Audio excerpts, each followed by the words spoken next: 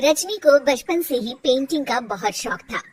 वो हमेशा से ही पेंटर बनना चाहती थी, पर उसके माँ और पिताजी ने उसको कभी भी इस चीज के लिए सपोर्ट नहीं किया और उसकी शादी नीरव से हो गई।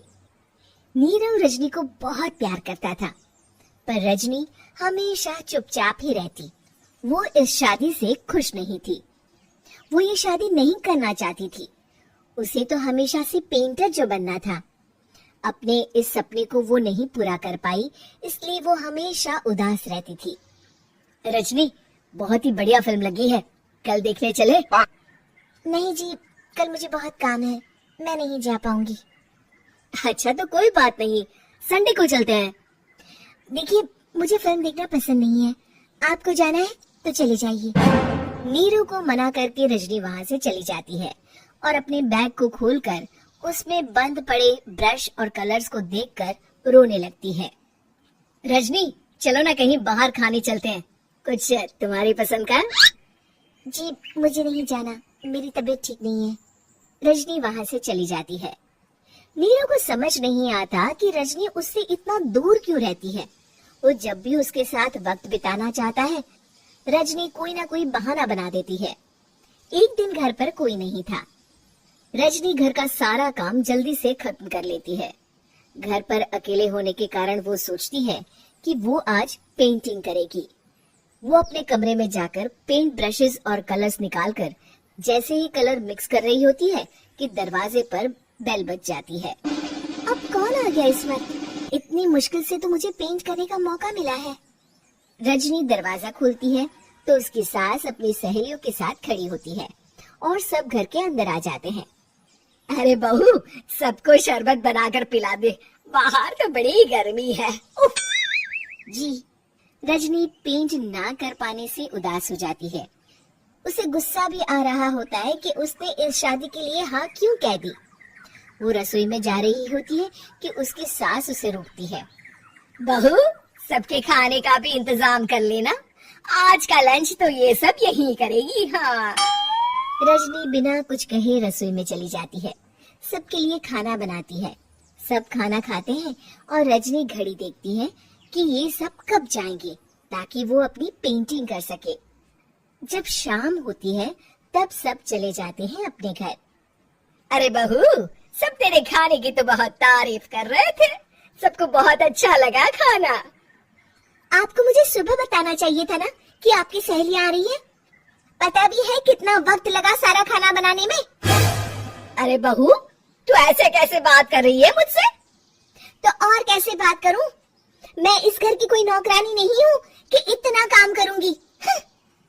रजनी अपने कमरे में जाकर दरवाजा बंद कर लेती है।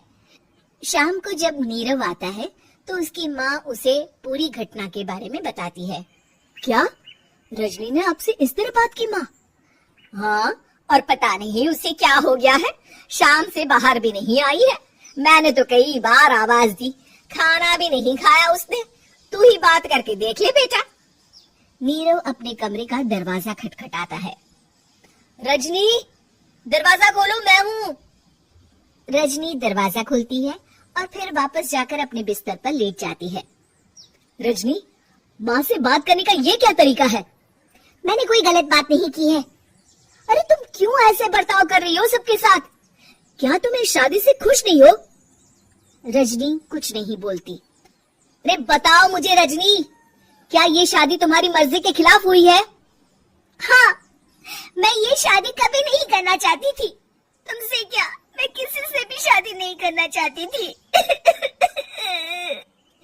रजनी रोने लगती है। चुप हो जाओ रजनी, बताओ मुझे, तुम क्यों नहीं करना चाहती थी शादी? रजनी बेड के नीचे से अपने पेंटिंग्स, कलर्स, ब्रश, पेपर्स निकालती है। इतने में उसकी सास भी कमरे में आ जाती है। ये देख रहे हो, ये थे मेरे सपने। मैं पेंटर बनना चाहती थी, पर माँ पापा ने कभी सपोर्ट नहीं किया और मेरी शादी करवा दी। मेरे सारे सपने टूट गए। हर वक्त बस गुस्सा आता रहता है मुझे। मैं जानती हूँ कि आप लोगों की इसमें कोई गलती नहीं है, पर मैं क्या करूँ, मुझे समझ में नहीं आता।